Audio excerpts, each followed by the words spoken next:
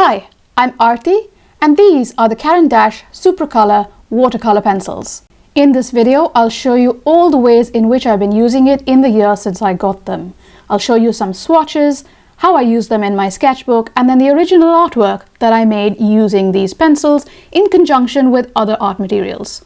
I chose to get the set of 40 colors and they come in this beautiful metal tin with a really good range of colors for anything I might want to do. Unlike the Caran d'Ache Luminance pencil, the entire body of this pencil is a color, so it's really easy to pick out which one you want to use, as opposed to the Luminance, which has a brown base with just the tip in color. Usually I prefer to have the pencil nibs facing me because that's how I like to work, so the first thing I did was flip it around in the metal tin. You don't have to do this if you don't want to, but I do find it easier since I'm right-handed to simply pick up the pencils like that. Another feature that I really liked was that the packaging actually had a swatch test ready-made and built in, and that's what I did use for swatching the color pencils. The reason I chose these watercolor pencils as opposed to any others was that Caran d'Ache always has an excellence rating for color fastness, and since I make original work for sale, I do want my artwork to last a good long time. Since these are watercolor pencils, my swatching technique was slightly different from regular colored pencils. First of all, I used them as a regular pencil, filling in the little boxes and then doing a little squiggle so that I could see later on how a single line of this pencil would look. They go on really smoothly and blend easily. I did test them on other papers off camera. The next phase was to add water to them, and I used these refillable Pentel water brush pens. Now these are the easiest ones to control how much water goes into them, but you can of course use a regular brush that you can dip into water as well. As expected, it blends really well and there's not a lot of graininess left after you've applied the water to the pencil. Once that watercolor had then dried, I did another layer of watercolor pencil over the dried watercolor and then extended out so that I could leave some of the pencil texture unwatered when I did the second layer of water over the watercolor pencil doubled up. These pencils are highly pigmented, so when I did the second layer of pencil over the top of the watercolor and then watered that down as well, it gives me a really vibrant tone, and that's super useful to know. Seeing the colors laid out like this also gives me a good appreciation of how many hues, tones, values I can get with just a set of 40 color pencils. There are far more in this collection of pencils, and I might get some different colors depending on which ones I use the most of and what I find lacking. Of late, I've been trying to collate all my swatches so that I don't duplicate art materials, and also I can quickly refer to them whenever I want. I've been putting them in this accordion style C. White of Brighton sketchbook, and I've stuck it in front along with my Polychromos and Luminance color sheets. Now, I haven't quite filled those in yet, but I will soon, and I'll film it for you as well. One of the first opportunities I had to actually use these color pencils in a timed setting was in one of Sarah Van Dongen's Patreon group drawing sessions.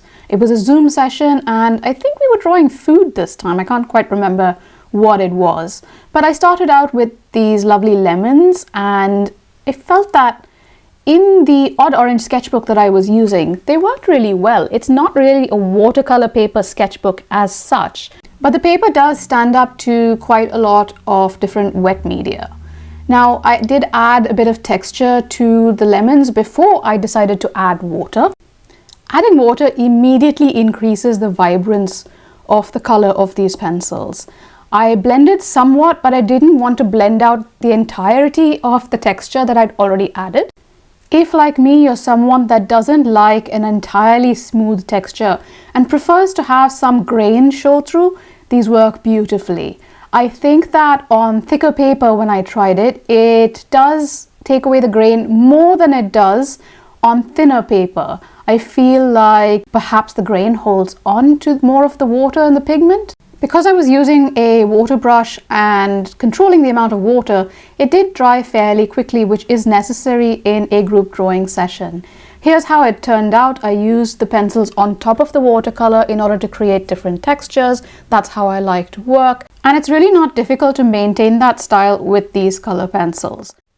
If you have watched last week's video, you would have seen me do a gradient of these color pencils. They blend really well together and it's easy to go back over the same area and create a deeper shade. The tip of the pencil also creates some nice bold marks, and when blended with a water brush or a regular paintbrush dipped in water, it's easy to extend the color further out and to prevent any lines forming where you've blended that color already. It is just as easy to blend those pencil marks as it is to use the pencil directly in a wet area. It creates really nice textures that way. During that same Zoom session, I made this piece, which used more of the dry in wet technique as well as some scribbling over already watercolored areas. For several of the drawings, I did use these watercolor pencils as just regular coloring pencils, which you can do. That is what they are. They are water soluble, but it doesn't mean that you can't just use them as color pencils as well. They blend really well, they create nice textures, they are good for mark making. The color comes off the pencil really easily onto the paper, and it does not create a whole lot of that little powdery stuff that some color pencils can do.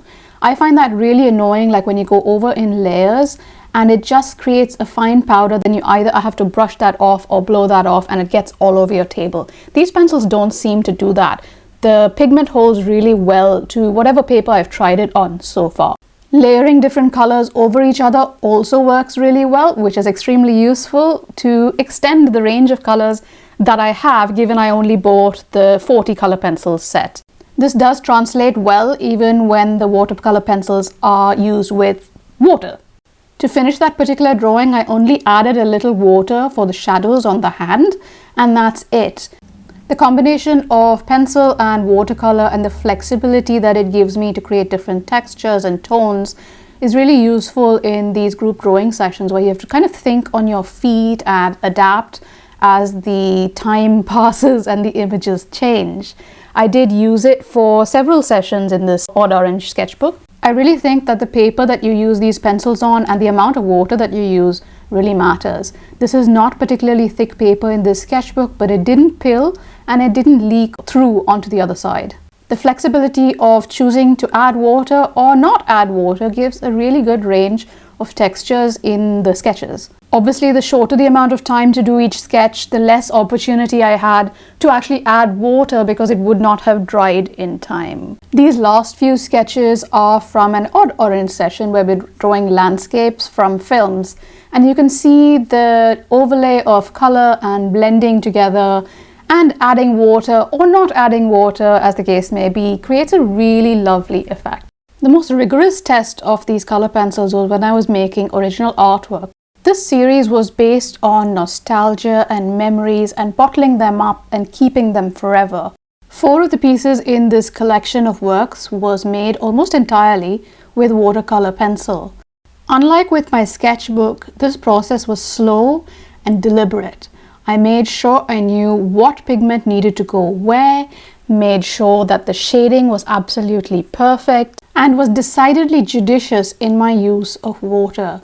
I did use the Pentel water pens because that was the easiest way for me to control how much water went into the artwork. And happily, I was rewarded for my patience in using them gently and slowly and mindfully. Even though there was a deadline, I didn't rush, and I did layer the watercolor pencils with both acrylic and gouache. My patience resulted in these 4 A5 pieces of bottled memories, starting with the love hearts, mints, fried eggs, and jelly beans. The rest of the pieces in the collection were much larger. I used mainly gouache on them, but in combination with the watercolor pencils because I still wanted that airy, light feel that the watercolor pencils give. The colors though are still so vibrant, and that really suits my style. Even when I'm using lighter or more pastel hues, I still like the tones to be rich.